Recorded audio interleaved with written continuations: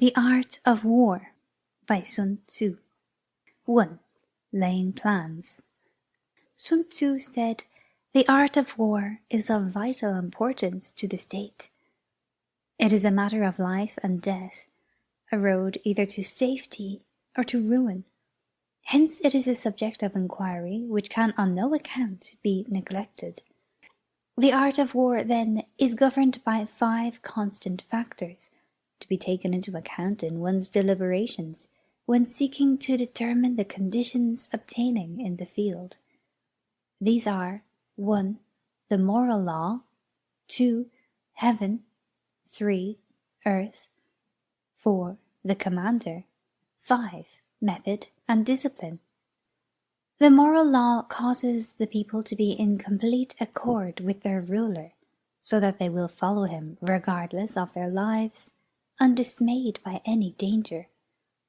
Heaven signifies night and day, cold and heat, times and seasons. Earth comprises distances, great and small, danger and security, open ground and narrow passes, the chances of life and death. The commander stands for the virtues of wisdom, sincerity, benevolence, courage, and strictness. By method and discipline are to be understood the marshalling of the army in its proper subdivisions, the graduations of rank among the officers, the maintenance of roads by which supplies may reach the army, and the control of military expenditure. These 5 heads should be familiar to every general. He who knows them will be victorious. He who knows them not will fail. Therefore, in your deliberations, when seeking to determine the military conditions, let them be made the basis of a comparison in this wise. 1. Which of the 2 sovereigns is imbued with the moral law? 2. Which of the 2 generals has most ability? 3. With whom lie the advantages derived from heaven and earth? 4. On which side is discipline most rigorously enforced? 5. Which army is stronger? 6. On which side are officers and men more highly trained? 7. In which army is there the greater constancy both in reward and punishment? By means of these 7 considerations, I can forecast victory or defeat. The general that hearkens to my counsel and acts upon it will conquer. Let such a one be retained in command. The general that hearkens not to my counsel, nor acts upon it, will suffer defeat. Let such a one be dismissed. While heading the profit of my counsel, avail yourself also of any helpful circumstances over and beyond the ordinary rules. According as circumstances are favorable, one should modify one's plans. All warfare is based on deception. Hence, when able to attack, we must seem unable. When using our forces, we must seem inactive. When we are near, we must make the enemy believe we are far away. When far away, we must make him believe we are near. Hold out baits to entice the enemy. Feign disorder and crush him. If he is secure at all points, be prepared for him. If he is in superior strength, evade him. If your opponent is of choleric temper, seek to irritate him. Pretend to be weak, that he may grow arrogant. If he is taking his ease, give him no rest. If his forces are united, separate them. Attack him where he is unprepared. Appear where you are not expected. These military devices leading to victory must not be divulged beforehand. Now the general who wins a battle makes many calculations in his temple ere the battle is fought. The general who loses a battle makes but few calculations beforehand. Thus do many calculations lead to victory, and few calculations to defeat. How much more no calculation at all? It is by attention to this point that I can foresee who is likely to win or lose. 2. Waging war. Sun Tzu said, "In the operations of war, where there are in the field 1,000 swift chariots, as many heavy chariots, and 100,000 mail-clad soldiers, with provisions enough to carry them 1,000 li, the expenditure at home and at the front, including entertainment of guests, small items such as glue and paint, and sums spent on chariots and armour, will reach the total of 1,000 ounces of silver per day. Such is the cost of raising an army of 100,000 men. When you engage in actual fighting, if victory is long in coming, then men's weapons will grow dull, and their ardour will be damped. If you lay siege to a town, you will exhaust your strength. Again, if the campaign is protracted, the resources of the state will not be equal to the strain. Now, when your weapons are dulled, your ardour damped, your strength exhausted, and your treasure spent, other chieftains will spring up to take advantage of your extremity. Then no man, however wise, will be able to avert the consequences that must ensue. Thus, though we have heard of stupid haste in war, cleverness has never been associated with long delays. There is no instance of a country having benefited from prolonged warfare. It is only one who is thoroughly acquainted with the evils of war that can thoroughly understand the profitable way of carrying it on. The skillful soldier does not raise a second levy, neither are his supply wagons loaded more than twice. Bring war material with you from home, but forage on the enemy. Thus the army will have food enough for its needs. Poverty of the state exchequer causes an army to be maintained by contributions from a distance. Contributing to maintain an army at a distance causes the people to be impoverished. On the other hand, the proximity of an army causes prices to go up, and high prices cause the people's substance to be drained away. When their substance is drained away, the peasantry will be afflicted by heavy exactions. With this loss of substance and exhaustion of strength, the homes of the people will be stripped bare, and 3/10 of their income will be dissipated, while government expenses for broken chariots, worn-out horses, breastplates and helmets, bows and arrows, spears and shields, protective mantles, draft oxen and heavy wagons will amount to 4/10 of its total revenue. Hence a wise general makes a point of foraging on the enemy. 1 cartload of the enemy's provisions is equivalent to 20 of one's own, and likewise a single picul of his provender is equivalent to 20 from one's own store. Now, in order to kill the enemy, our men must be roused to anger, that there may be advantage from defeating the enemy. They must have their rewards. Therefore, in chariot fighting, when 10 or more chariots have been taken, those should be rewarded who took the first. Our own flags should be substituted for those of the enemy, and the chariots mingled and used in conjunction with ours.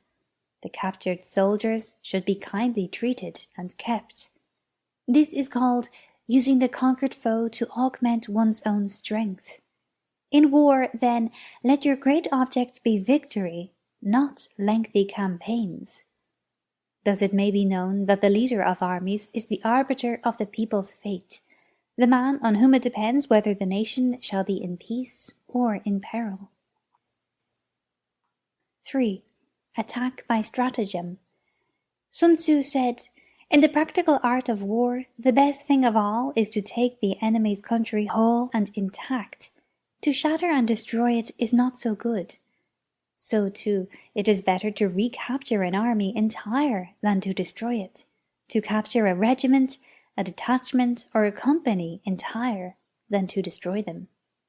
Hence, to fight and conquer in all your battles is not supreme excellence. Supreme excellence consists in breaking the enemy's resistance without fighting. Thus, the highest form of generalship is to balk the enemy's plans. The next best is to prevent the junction of the enemy's forces. The next, in order to attack. the enemy's army in the field, and the worst policy of all is to besiege walled cities. The rule is not to besiege walled cities if it can possibly be avoided. The preparation of mantlets, movable shelters, and various implements of war will take up 3 whole months, and the piling up of mounds over against the walls will take 3 months more. The general, unable to control his irritation, will launch his men to the assault like swarming ants, with the result that 1/3 of his men are slain, while the town still remains untaken. Such are the disastrous effects of a siege. Therefore the skillful leader subdues the enemy's troops without any fighting. He captures their cities without laying siege to them. He overthrows their kingdom without lengthy operations in the field. With his forces intact, he will dispute the mastery of the empire, and thus, without losing a man, his triumph will be complete. This is the method of attacking by stratagem. It is the rule in war, if our forces are 10 to the enemy's 1, to surround him; if 5 to 1, to attack him; if twice as numerous, to divide our army into 2. If equally matched, we can offer battle; if slightly inferior in numbers, we can avoid the enemy; if quite unequal in every way, we can flee from him. Hence, though an obstinate fight may be made by a small force, in the end it must be captured by the larger force.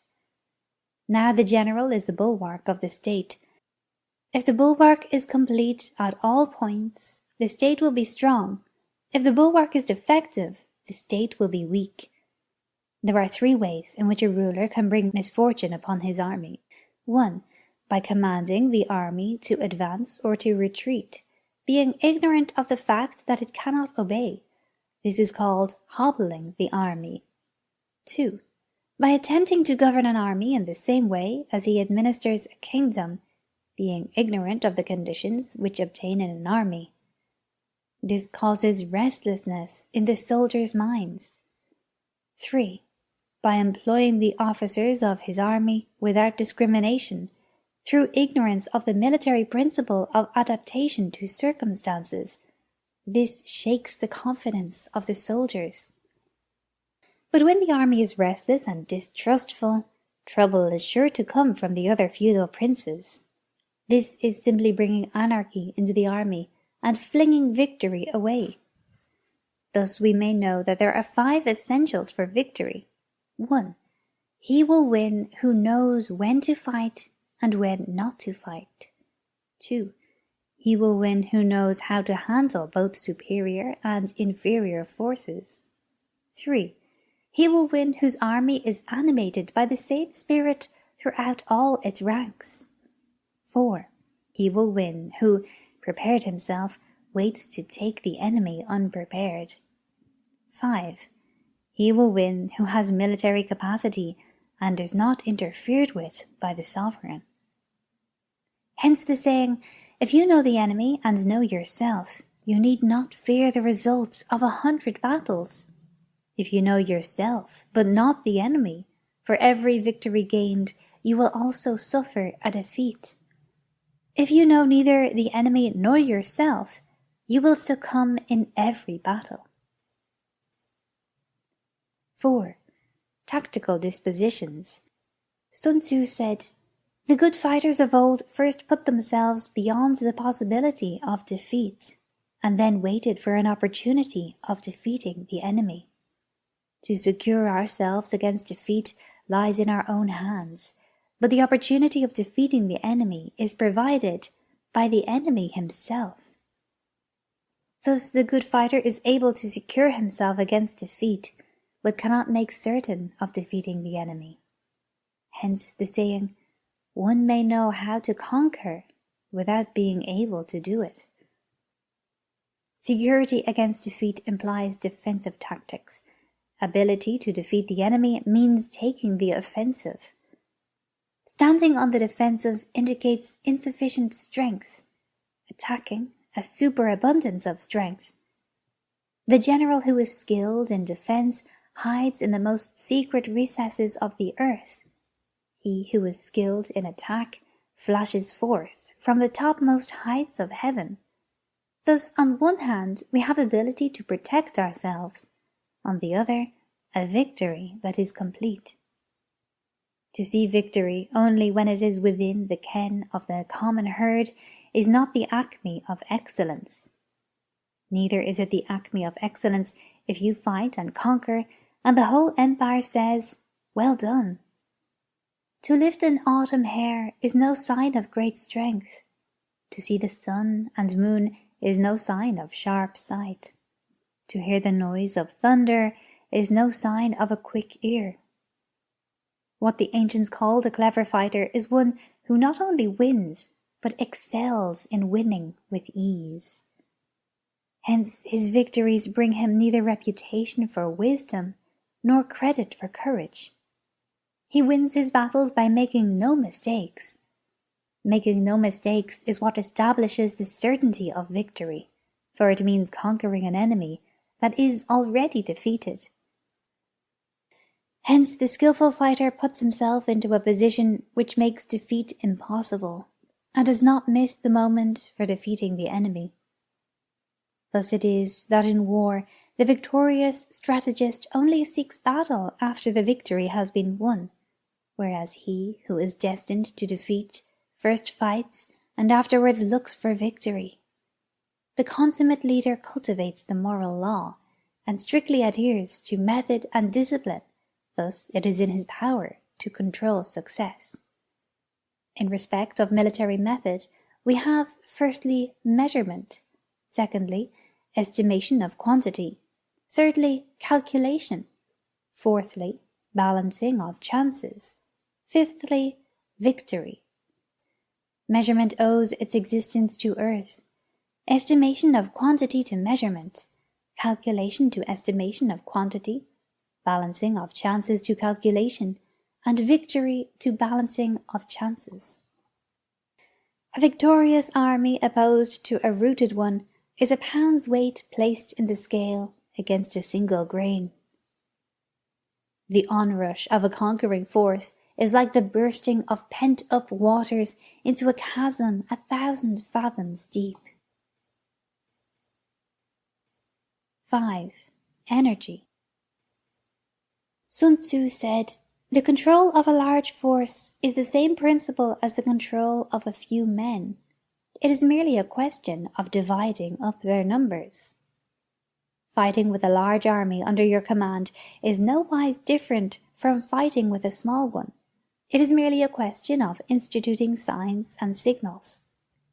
To ensure that your whole host may withstand the brunt of the enemy's attack and remain unshaken, this is effected by maneuvers, direct and indirect.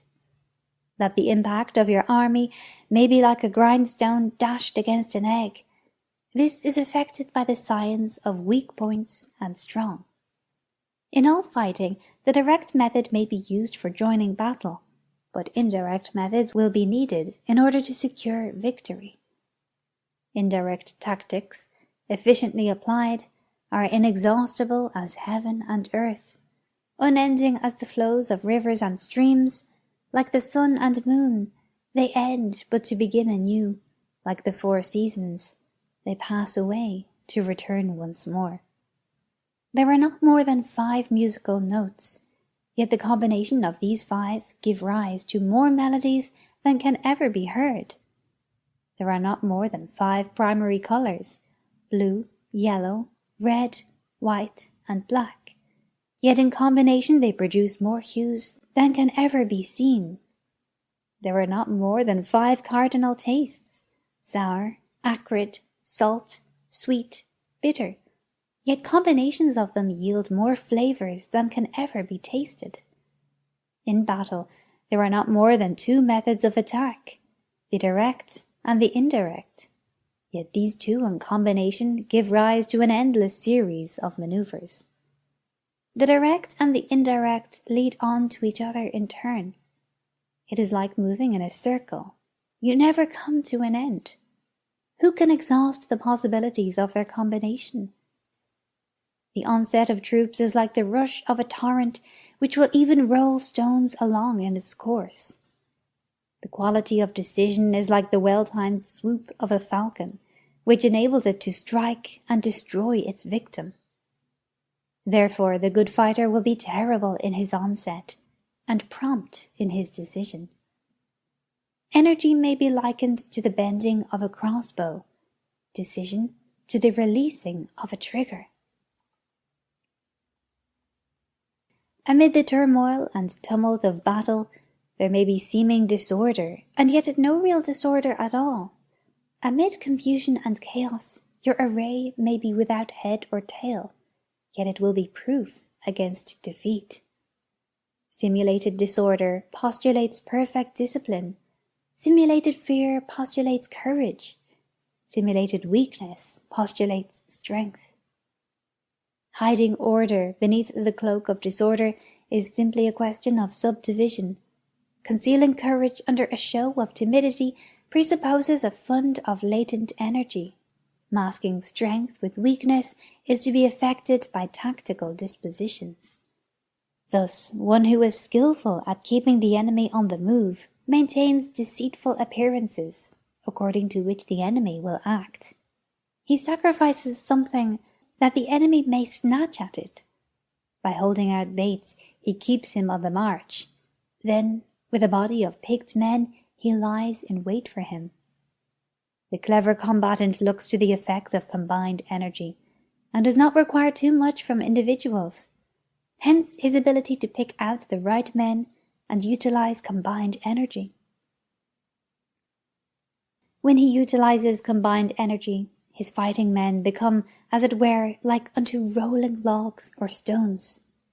For it is the nature of a log or stone to remain motionless on level ground, and to move when on a slope, if four-cornered, to come to a standstill, but if round-shaped, to go rolling down. Thus the energy developed by good fighting men is as the momentum of a round stone rolled down a mountain thousands of feet in height. So much on the subject of energy. 6. Weak points and strong.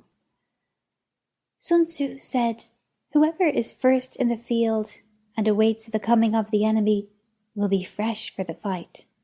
Whoever is second in the field and has to hasten to battle will arrive exhausted." Therefore, the clever combatant imposes his will on the enemy, but does not allow the enemy's will to be imposed on him.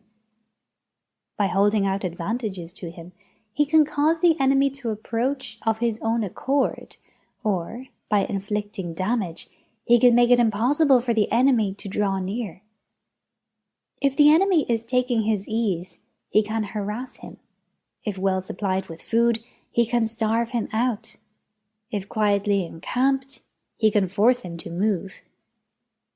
Appear at points which the enemy must hasten to defend. March swiftly to places where you are not expected. An army may march great distances without distress if it marches through country where the enemy is not. You can be sure of succeeding in your attacks if you only attack places which are undefended. You can ensure the safety of your defense if you only hold positions that cannot be attacked. Hence that general is skillful in attack, whose opponent does not know what to defend, and he is skillful in defense, whose opponent does not know what to attack. O divine art of subtlety and secrecy! Through you we learn to be invisible, through you inaudible, and hence we can hold the enemy's fate in our hands. You may advance and be absolutely irresistible if you make for the enemy's weak points. You may retire and be safe from pursuit if your movements are more rapid than those of the enemy. If we wish to fight, the enemy can be forced to an engagement, even though he be sheltered behind a high rampart and a deep ditch. All we need to do is attack some other place that he will be obliged to relieve. If we do not wish to fight, we can prevent the enemy from engaging us. Though the lines of our encampment be merely traced out on the ground, All we need to do is to throw something odd and unaccountable in his way. By discovering the enemy's dispositions and remaining invisible ourselves, we can keep our forces concentrated, while the enemy's must be divided. We can form a single united body, while the enemy must split up into fractions. Hence there will be a whole pitted against separate parts of a whole, which means that we shall be many to the enemy's few. And if we are able thus to attack an inferior force with a superior one, our opponents will be in dire straits. The spot where we intend to fight must not be made known, for then the enemy will have to prepare against a possible attack at several different points, and his forces, being thus distributed in many directions, the numbers we shall have to face at any given point will be proportionately few. For should the enemy strengthen his van, he will weaken his rear. Should he strengthen his rear, he will weaken his van. Should he strengthen his left, he will weaken his right. Should he strengthen his right, he will weaken his left. If he sends reinforcements everywhere, he will everywhere be weak. Numerical weakness comes from having to prepare against possible attacks. Numerical strength from compelling our adversary to make these preparations against us. Knowing the place and the time of the coming battle, we may concentrate from the greatest distances in order to fight. But if neither time nor place be known, then the left wing will be impotent to succour the right equally impotent to succour the left, the van unable to relieve the rear, or the rear to support the van. How much more so if the furthest portions of the army are anything under 100 li apart, and even the nearest are separated by several li. Though according to my estimate the soldiers of Yue exceed our own in number, that shall advantage them nothing in the matter of victory. I say then that victory can be achieved. Though the enemy be stronger in numbers, we may prevent him from fighting. Scheme so as to discover his plans, and the likelihood of their success. Rouse him, and learn the principle of his activity or inactivity. Force him to reveal himself, so as to find out his vulnerable spots. Carefully compare the opposing army with your own, so that you may know where strength is superabundant and where it is deficient. In making tactical dispositions, the highest pitch you can attain is to conceal them. Conceal your dispositions, and you will be safe from the prying of the subtlest spies, from the machinations of the wisest brains. How victory may be produced for them out of the enemy's own tactics, that is what the multitude cannot comprehend. All men can see the tactics whereby I conquer, but what none can see is the strategy out of which victory is evolved. Do not repeat the tactics which have gained you one victory, but let your methods be regulated by the infinite variety of circumstances. Military tactics are like unto water, for water in its natural course runs away from high places and hastens downwards. So in war, the way is to avoid what is strong and to strike at what is weak. Water shapes its course according to the nature of the ground over which it flows. The soldier works out his victory in relation to the foe whom he is facing. Therefore, just as water retains no constant shape, so in warfare there are no constant conditions. He who can modify his tactics in relation to his opponent and thereby succeed in winning may be called a heaven-born captain. The 5 elements, water, fire, wood, metal, earth, are not always equally predominant. The 4 seasons make way for each other in turn. There are short days and long. The moon has its periods of waning and waxing. 7. Maneuvering. Sun Tzu said, "In war, the general receives his commands from the sovereign. Having collected an army and concentrated his forces, he must blend and harmonize the different elements thereof, before pitching his camp. After that comes tactical maneuvering, than which there is nothing more difficult. The difficulty of tactical maneuvering consists in turning the devious into the direct, and misfortune into gain. Thus, to take a long and circuitous route after enticing the enemy out of the way, and those darting after him to contrive to reach the goal before him, shows knowledge of the artifice of deviation. Maneuvering with an army is advantageous, with an undisciplined multitude most dangerous. If you set a fully equipped army in march in order to snatch an advantage, the chances are that you will be too late. On the other hand, to detach a flying column for the purpose involves the sacrifice of its baggage and stores. Thus, if you order your men to roll up their buff coats and make forced marches without halting day or night, covering double the usual distance at a stretch, doing 100 li in order to wrest an advantage, the leaders of all your 3 divisions will fall into the hands of the enemy. The stronger men will be in front, the jaded ones will fall behind, and on this plan only 1/10 of your army will reach its destination. If you march 50 li in order to outmaneuver the enemy, you will lose the leader of your first division, and only half your force will reach the goal. If you march 30 li with the same object, 2/3 of your army will arrive. We may take it then that an army without its baggage train is lost. Without provisions it is lost. Without bases of supply it is lost. We cannot enter into alliances until we are acquainted with the designs of our neighbours. We are not fit to lead an army on the march unless we are familiar with the face of the country, its mountains and forests, its pitfalls and precipices, its marshes and swamps. We shall be unable to turn natural advantage to account unless we make use of local guides. In war, practice dissimulation, and you will succeed. Whether to concentrate or to divide your troops must be decided by circumstances. Let your rapidity be that of the wind, your compactness that of the forest. In raiding and plundering, be like fire. In immovability, like a mountain. Let your plans be dark and impenetrable as night, and when you move, fall like a thunderbolt.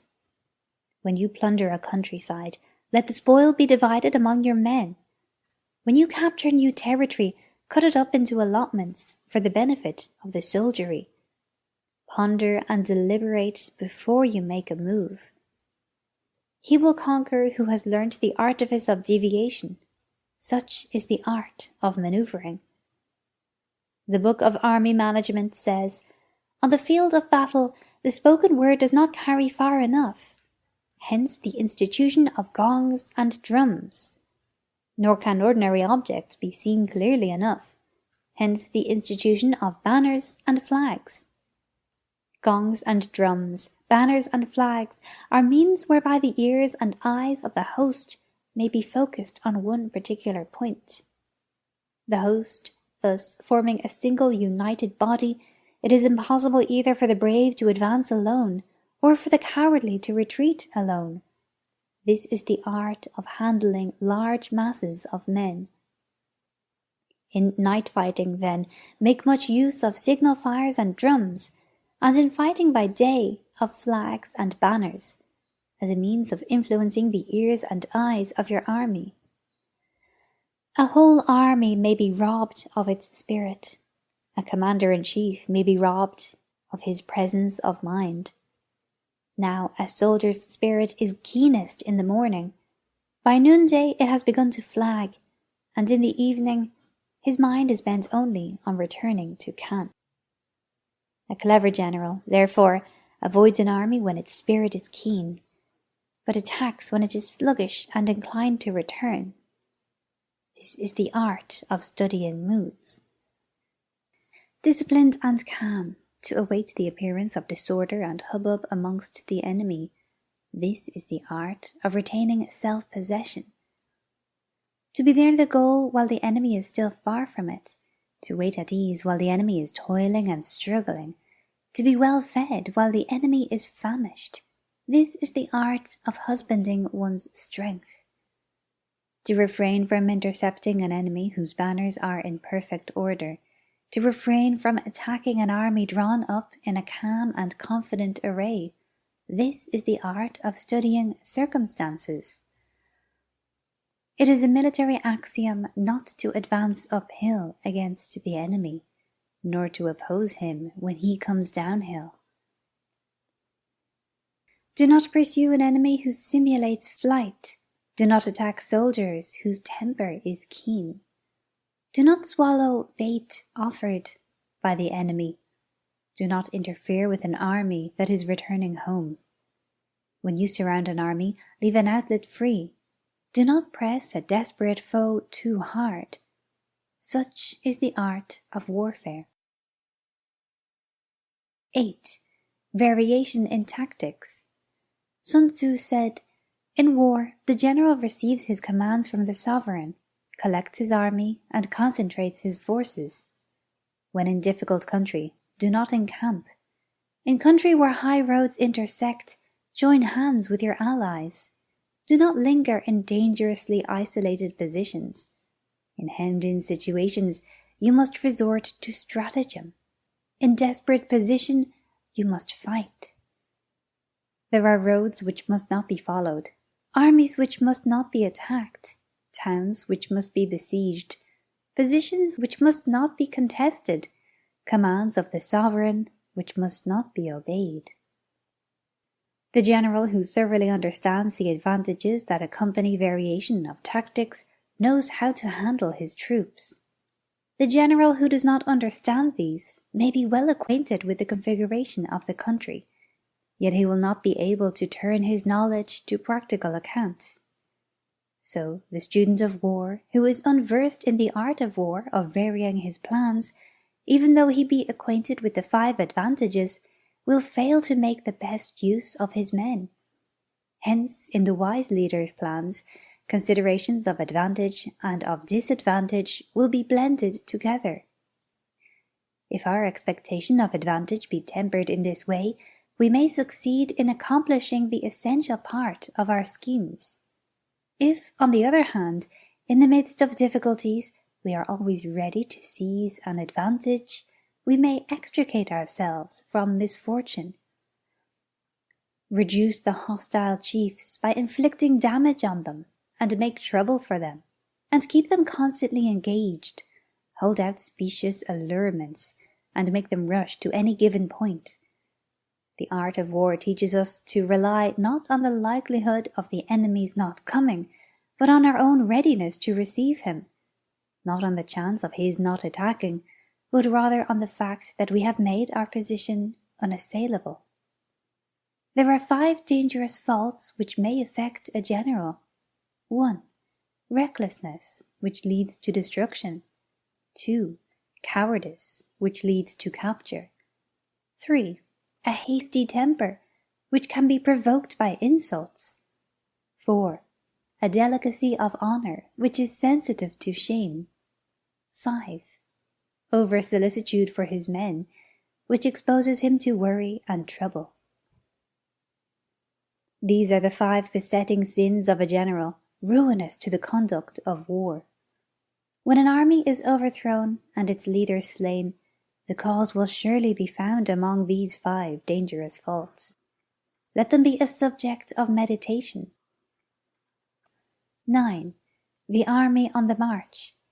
Sun Tzu said, "We come now to the question of encamping the army and observing signs of the enemy.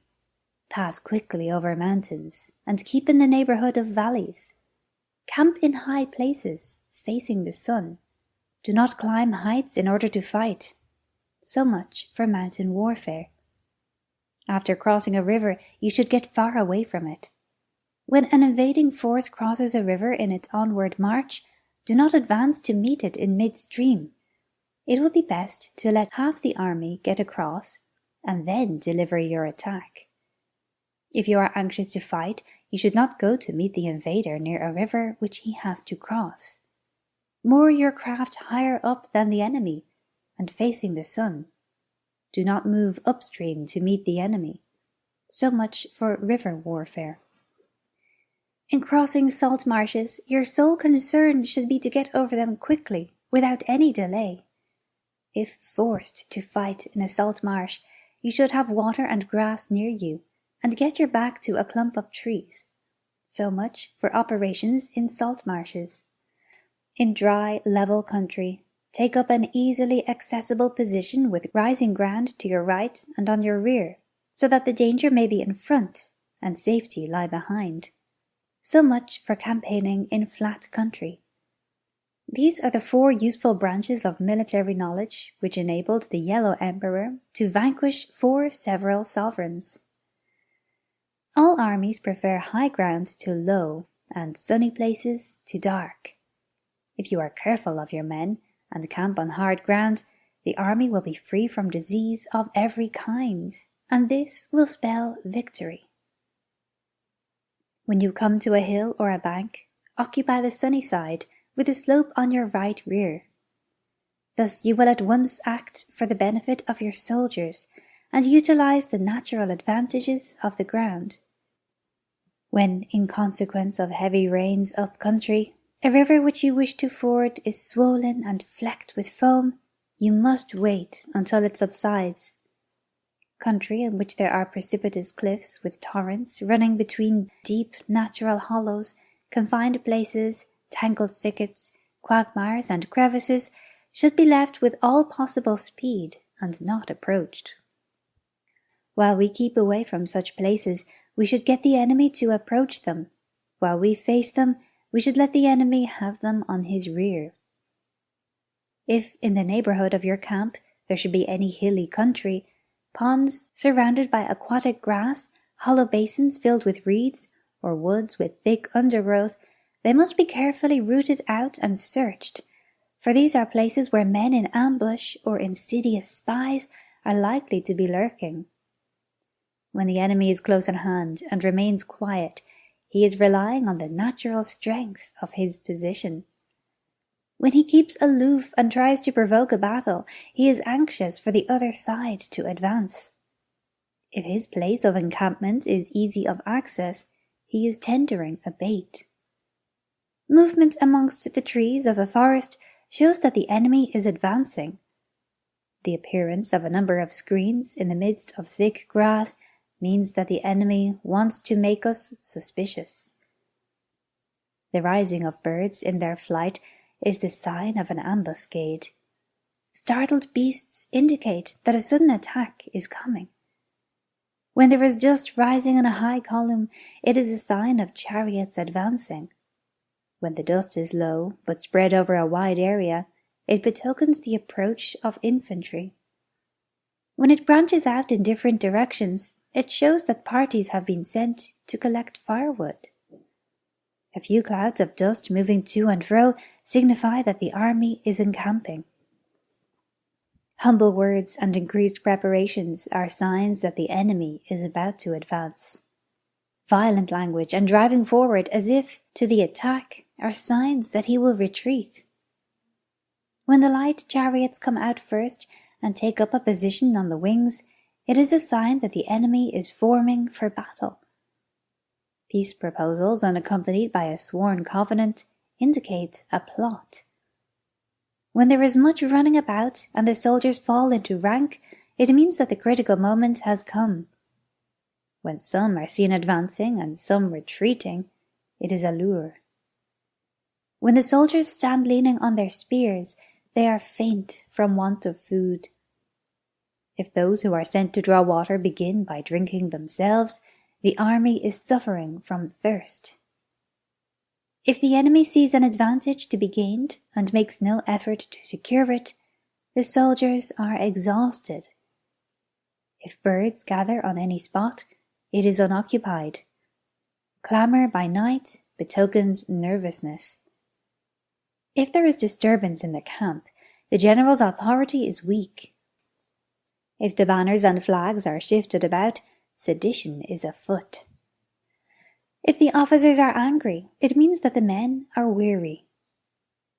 When an army feeds its horses with grain and kills its cattle for food, and when the men do not hang their cooking pots over the campfires, showing that they will not return to their tents, you may know that they are determined to fight to the death. The sight of men whispering together in small knots or speaking in subdued tones points to disaffection amongst the rank and file. Too frequent rewards signify that the enemy is at the end of his resources. Too many punishments betray a condition of dire distress. To begin by bluster, but afterwards to take fright at the enemy's numbers, shows a supreme lack of intelligence. When envoys are sent with compliments in their mouths, it is a sign that the enemy wishes for a truce. If the enemy's troops march up angrily and remain facing ours for a long time, without either joining battle or taking themselves off again, the situation is one that demands great vigilance and circumspection. If our troops are no more in number than the enemy, that is amply sufficient. It only means that no direct attack can be made. What we can do is simply to concentrate all our available strength, keep a close watch on the enemy, and obtain reinforcements. He who exercises no forethought but makes light of his opponents is sure to be captured by them. If soldiers are punished before they have grown attached to you, they will not prove submissive, and unless submissive, then will be practically useless. If, when the soldiers have become attached to you, punishments are not enforced, they will still be useless. Therefore, soldiers must be treated in the first instance with humanity, but kept under control by means of iron discipline. This is a certain road to victory. If in training soldiers' commands are habitually enforced, the army will be well disciplined. If not, its discipline will be bad. If a general shows confidence in his men, but always insists on his orders being obeyed, the gain will be mutual. 10. Terrain. Sun Tzu said, "We may distinguish 6 kinds of terrain, to wit, 1. Accessible ground, 2. Entangling ground, 3. Temporizing ground, 4. Narrow passes, 5. Precipitous heights, 6. Positions at a great distance from the enemy." Ground which can be freely traversed by both sides is called accessible. With regard to ground of this nature, be before the enemy in occupying the raised and sunny spots, and carefully guard your line of supplies. Then you will be able to fight with advantage. Ground which can be abandoned but is hard to reoccupy is called entangling. From a position of this sort, if the enemy is unprepared, you may sally forth and defeat him. But if the enemy is prepared for your coming, and you fail to defeat him, then, return being impossible, disaster will ensue. When the position is such that neither side will gain by making the first move, it is called temporizing ground. In a position of this sort, even though the enemy should offer us an attractive bait, it will be advisable not to stir forth, but rather to retreat, thus enticing the enemy in his turn. Then, when part of his army has come out, we may deliver our attack with advantage. With regard to narrow passes, if you can occupy them first, let them be strongly garrisoned and await the advent of the enemy. Should the army forestall you in occupying a pass, do not go after him if the pass is fully garrisoned, but only if it is weakly garrisoned. With regard to precipitous heights, if you are beforehand with your adversary, you should occupy the raised and sunny spots, and there wait for him to come up. If the enemy has occupied them before you, do not follow him, but retreat and try to entice him away.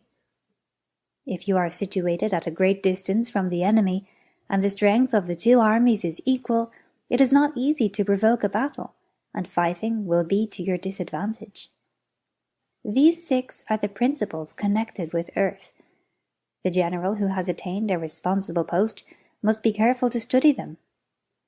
Now, an army is exposed to 6 several calamities, not arising from natural causes, but from faults for which the general is responsible. These are 1. Flight, 2. Insubordination, 3. Collapse, 4. Ruin, 5. Disorganization, 6. Rout. Other conditions being equal, if one force is hurled against another 10 times its size, the result will be the flight of the former. When the common soldiers are too strong and their officers too weak, the result is insubordination. When the officers are too strong and the common soldiers too weak, the result is collapse. When the higher officers are angry and insubordinate, and on meeting the enemy give battle on their own account from a feeling of resentment, before the commander-in-chief can tell whether or not he is in a position to fight, the result is ruin. When the general is weak and without authority, when his orders are not clear and distinct, when there are no fixed duties assigned to officers and men, and the ranks are formed in a slovenly, haphazard manner, the result is utter disorganization. When a general, unable to estimate the army's strength, allows an inferior force to engage a larger one, or hurls a weak detachment against a powerful one, and neglects to place picked soldiers in the front rank, the result must be rout. These are 6 ways of courting defeat, which must be carefully noted by the general who has attained a responsible post. The natural formation of the country is the soldier's best ally, but a power of estimating the adversary, of controlling the forces of victory, and of shrewdly calculating difficulties, dangers, and distances, constitutes the test of a great general. He who knows these things, and in fighting puts his knowledge into practice, will win his battles. He who knows them not, nor practices them, will surely be defeated. If fighting is sure to result in victory, then you must fight, even though the ruler forbid it. If fighting will not result in victory, then you must not fight, even at the ruler's bidding. The general who advances without coveting fame, and retreats without fearing disgrace, whose only thought is to protect his country and do good service for his sovereign, is the jewel of the kingdom. Regard your soldiers as your children, and they will follow you into the deepest valleys. Look upon them as your own beloved sons, and they will stand by you even unto death. If, however, you are indulgent, but unable to make your authority felt, kind-hearted but unable to enforce your commands, and incapable, moreover, of quelling disorder, then your soldiers must be likened to spoilt children. They are useless for any practical purpose. If we know that our own men are in a condition to attack, but are unaware that the enemy is not open to attack, we have gone only halfway towards victory. If we know that the enemy is open to attack, but are unaware that our own men are not in a condition to attack, we have gone only halfway towards victory. If we know that the enemy is open to attack, and also that our own men are in a condition to attack, but are unaware that the nature of the ground makes fighting impracticable, we have still gone only halfway towards victory. Hence the experienced soldier, once in motion, is never bewildered. Once he has broken camp, he is never at a loss. Hence the saying, if you know the enemy and know yourself, your victory will not stand in doubt. If you know heaven and know earth, you may make your victory complete. 11. The 9 situations. Sun Tzu said, the art of war recognizes 9 varieties of ground. 1. Dispersive ground. 2. Facile ground. 3. Contentious ground. 4. Open ground. 5. Ground of intersecting highways. 6. Serious ground. 7. Difficult ground. 8. Hemmed-in ground. 9. Desperate ground. When a chieftain is fighting in his own territory, it is dispersive ground. When he has penetrated into hostile territory, but to no great distance, it is facile ground. Ground the possession of which imports great advantage to either side is contentious ground. Ground on which each side has liberty of movement is open ground. Ground which forms the key to three contiguous states, so that he who occupies it first has most of the empire at his command, is a ground of intersecting highways. When an army has penetrated into the heart of a hostile country, leaving a number of fortified cities in its rear, it is serious ground. Mountain forests, rugged steeps, marshes and fens, all country that is hard to traverse, this is difficult ground. Ground which is reached through narrow gorges, and from which we can only retire by tortuous paths, so that a small number of the enemy would suffice to crush a large body of our men, this is hemmed-in ground. Ground on which we can only be saved from destruction by fighting without delay is desperate ground. On dispersive ground, therefore, fight not. On facile ground, halt not. On contentious ground, attack not. On open ground, do not try to block the enemy's way. On the ground of intersecting highways, join hands with your allies. On serious ground, gather in plunder. In difficult ground, keep steadily on the march. On hemmed-in ground, resort to stratagem. On desperate ground, fight. Those who were called skillful leaders of old knew how to drive a wedge between the enemy's front and rear, to prevent cooperation between his large and small divisions, to hinder the good troops from rescuing the bad, the officers from rallying their men. When the enemy's men were united, they managed to keep them in disorder. When it was to their advantage, they made a forward move. When otherwise, they stopped still. If asked how to cope with a great host of the enemy in orderly array and on the point of marching to the attack, I should say, begin by seizing something which your opponent holds dear. Then he will be amenable to your will. Rapidity is the essence of war. Take advantage of the enemy's unreadiness. Make your way by unexpected routes, and attack unguarded spots. The following are the principles to be observed by an invading force. The further you penetrate into a country, the greater will be the solidarity of your troops, and thus the defenders will not prevail against you. Make forays in fertile country in order to supply your army with food. Carefully study the well-being of your men, and do not overtax them. Concentrate your energy and hoard your strength. Keep your army continually on the move, and devise unfathomable plans. Throw your soldiers into positions whence there is no escape, and they will prefer death to flight. If they will face death, there is nothing that they may not achieve. Officers and men alike will put forth their uttermost strength. Soldiers, when in desperate straits, lose the sense of fear. If there is no place of refuge, they will stand firm. If they are in hostile country, they will show a stubborn front. If there is no help for it, they will fight hard. Thus, without waiting to be marshalled, the soldiers will be constantly on the qui vive. Without waiting to be asked, they will do your will. Without restrictions, they will be faithful. Without giving orders, they can be trusted. Prohibit the taking of omens, and do away with superstitious doubts. Then, until death itself comes, no calamity need be feared. If our soldiers are not overburdened with money, it is not because they have a distaste for riches. If their lives are not unduly long, it is not because they are disciplined to longevity. On the day they are ordered out to battle, your soldiers may weep, those sitting up bedewing their garments, and those lying down letting the tears run down their cheeks. But let them once be brought to bay, and they will display the courage of a Chu or a Kue. The skillful tactician may be likened to the Shuai-Jan. Now the Shuai-Jan is a snake that is found in the Chung Mountains.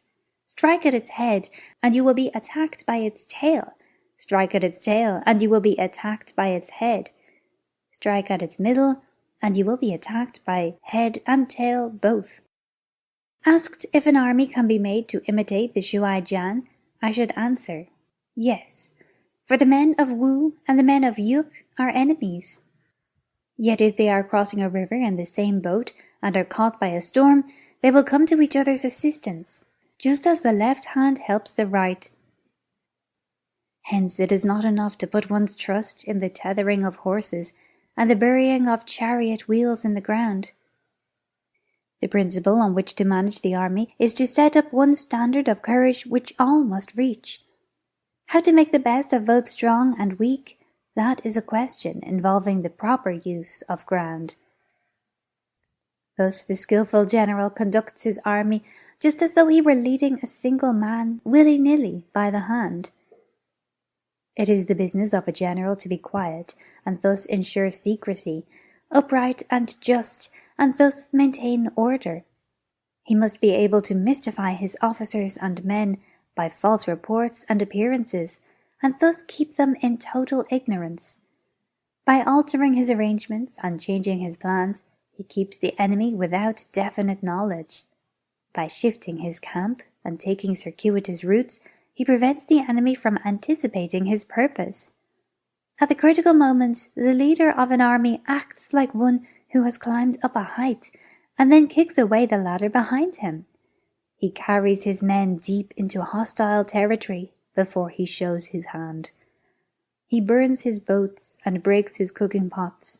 Like a shepherd driving a flock of sheep, he drives his men this way and that, and nothing knows whither he is going.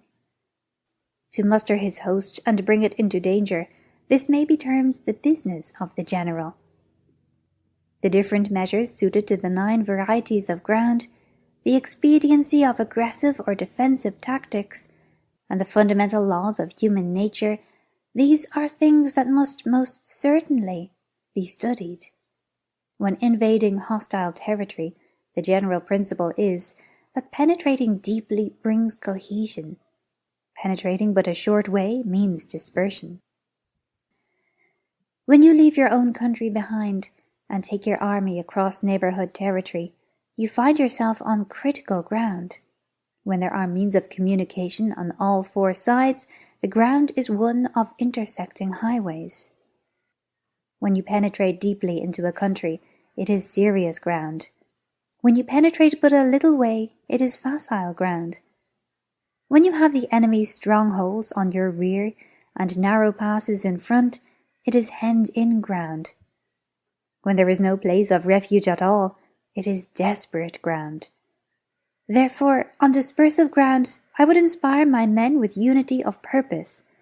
On facile ground, I would see that there is close connection between all parts of my army. On contentious ground, I would hurry up my rear.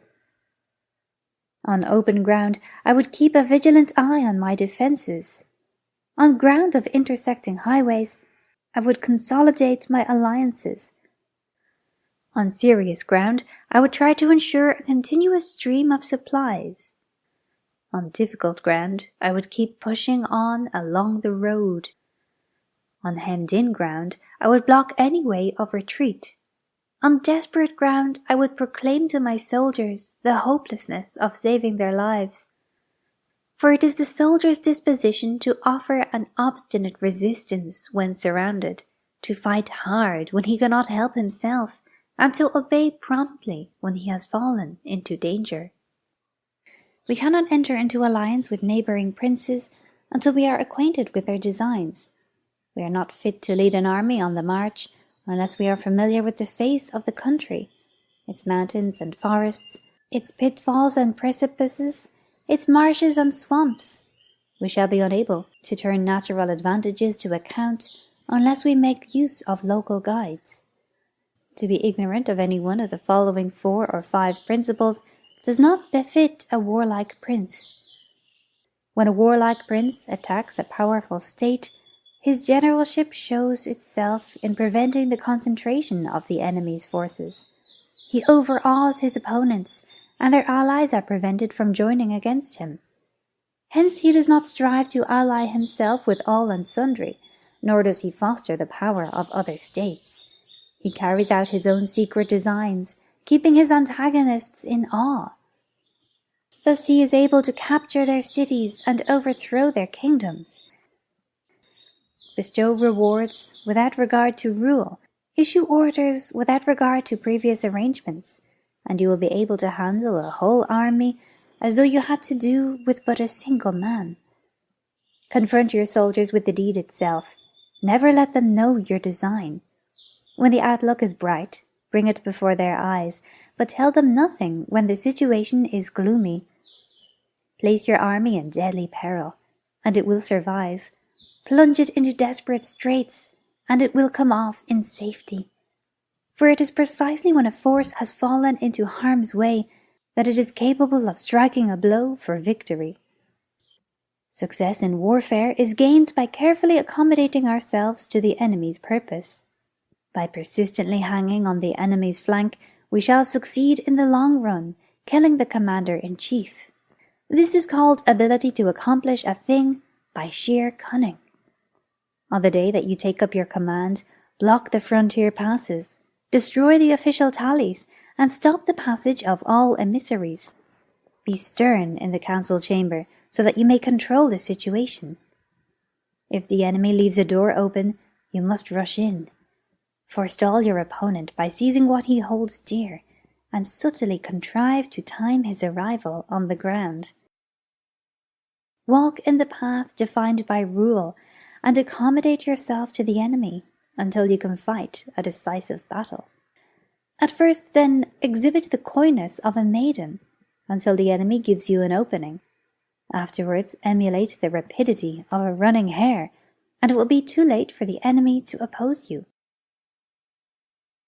12. The attack by fire. Sun Tzu said, "There are 5 ways of attacking with fire. The first is to burn soldiers in their camp. The second is to burn stores. The third is to burn baggage trains. The fourth is to burn arsenals and magazines. The fifth is to hurl dropping fire amongst the enemy." In order to carry out an attack, we must have means available. The material for raising fire should always be kept in readiness. There is a proper season for making attacks with fire, and special days for starting a conflagration. The proper season is when the weather is very dry. The special days are those when the moon is in the constellations of the sieve, the wall, the wing, or the crossbar, for these 4 are all days of rising wind.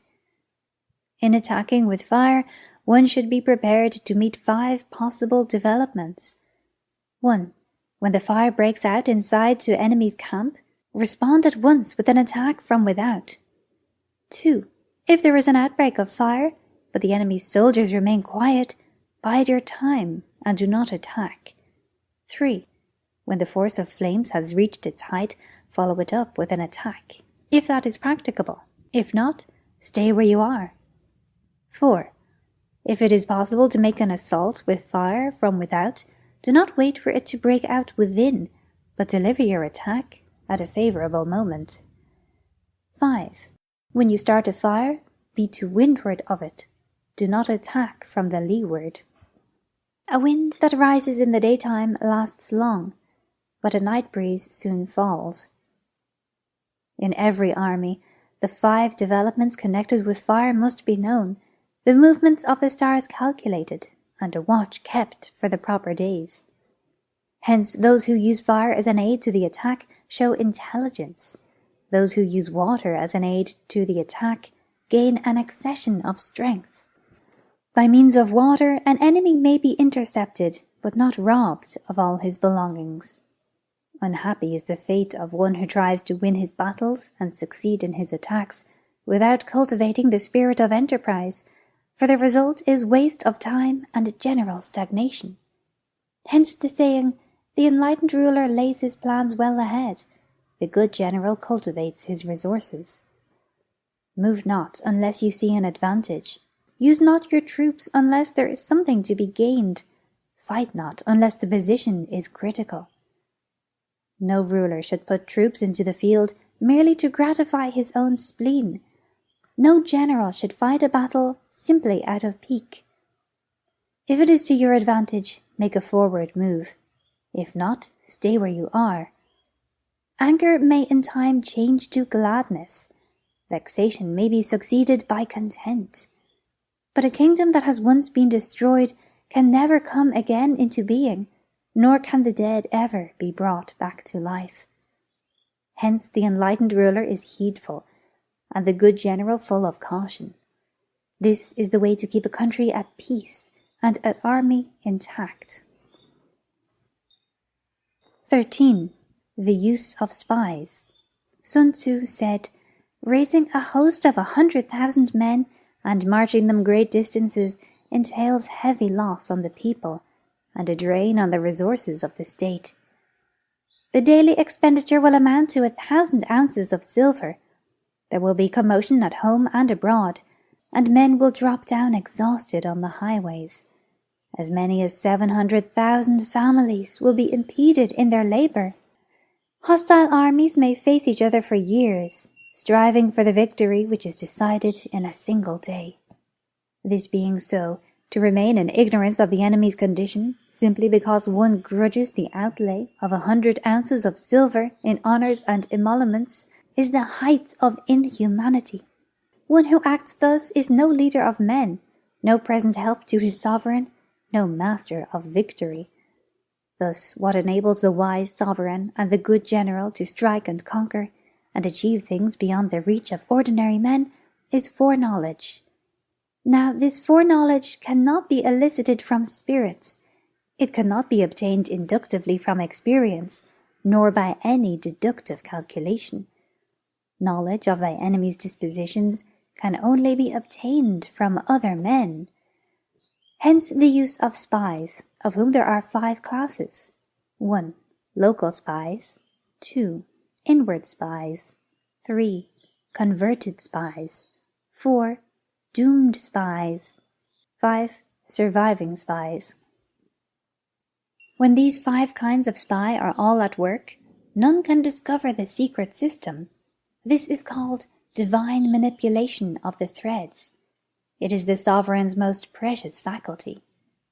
Having local spies means employing the services of the inhabitants of a district.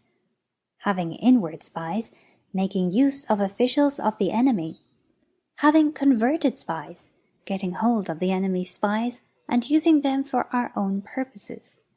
Having doomed spies, doing certain things openly for purposes of deception, and allowing our spies to know of them and report them to the enemy. Surviving spies, finally, are those who bring back news from the enemy's camp. Hence it is that which none in the whole army are more intimate relations to be maintained than with spies. None should be more liberally rewarded. In no other business should greater secrecy be preserved. Spies cannot be usefully employed without a certain intuitive sagacity. They cannot be properly managed without benevolence and straightforwardness. Without subtle ingenuity of mind, one cannot make certain of the truth of their reports. Be subtle, and use your spies for every kind of business. If a secret piece of news is divulged by a spy before the time is ripe, he must be put to death together with the man to whom the secret was told. Whether the object be to crush an army, to storm a city, or to assassinate an individual, it is always necessary to begin by finding out the names of the attendants, the aides-de-camp, and doorkeepers and sentries of the general in command. Our spies must be commissioned to ascertain these. The enemy's spies who have come to spy on us must be sought out, tempted with bribes, led away, and comfortably housed. Thus they will become converted spies and available for our service. It is through the information brought by the converted spy that we are able to acquire and employ local and inward spies. It is owing to his information, again, that we can cause the doomed spy to carry false tidings to the enemy. Lastly, it is by his information that the surviving spy can be used on appointed occasions. The end and aim of spying in all its 5 varieties is knowledge of the enemy, and this knowledge can only be derived, in the first instance, from the converted spy. Hence it is essential that the converted spy be treated with the utmost liberality. Of old, The rise of the Yin dynasty was due to Ai Qi, who had served under the Hsia. Likewise, the rise of the Chu dynasty was due to Liu Ya, who had served under the Yin. Hence it is only the enlightened ruler and the wise general who will use the highest intelligence of the army for purposes of spying, and thereby they achieve great results. Spies are a most important element because on them depends an army's ability to move.